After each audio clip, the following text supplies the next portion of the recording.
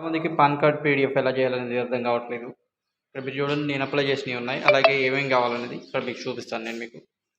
Pan card application అనేది ఈ విధంగా ఉంటుంది. కొత్త పాన్ కార్డ్ది ముందు వెనక రెండో వైపులా ప్రింట్ చేసుకొని నేనైతే ఈ విధంగా ఫోటో స్టిక్ చేసి పెట్టాను.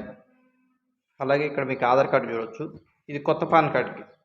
ఓకే, కరెక్షన్ ఎలా చేయాలనేది కూడా చూపిస్తాను నేను మీకు. ఇప్పుడు వచ్చేటప్పటికి మీకు ప్రింటర్ అవుతుంది కదా,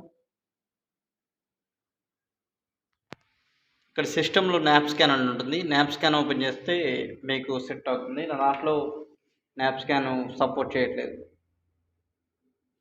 పెంటిఎం ఏదైతే ప్రింటర్ అప్లికేషన్ ఉందో దాన్ని ఓపెన్ చేస్తున్నాం. ఇక్కడ నేను డిపిఐ అనేది 150 అయితే సెట్ చేసుకోవడం జరిగింది, మీరు చూడొచ్చు. ఓకే, ఇప్పుడు నేను మీకు ఇక్కడ scan కొడుతున్నాను.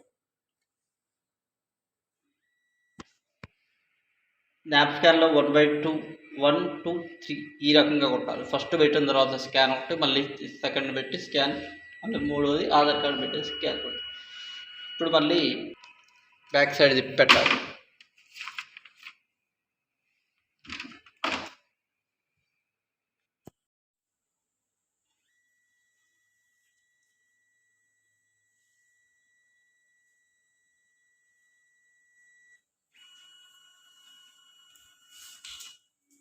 Last and final Aadhaar card పెట్టేసి స్కాన్ కొట్టేస్తే అయిపోతుంది.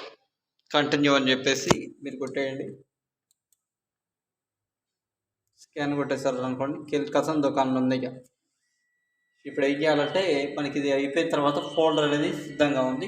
అప్పుడు మీరు అప్లోడ్ చేసుకోండి, అంటే టైప్ చేసేసి అప్లోడ్ చేసేయండి.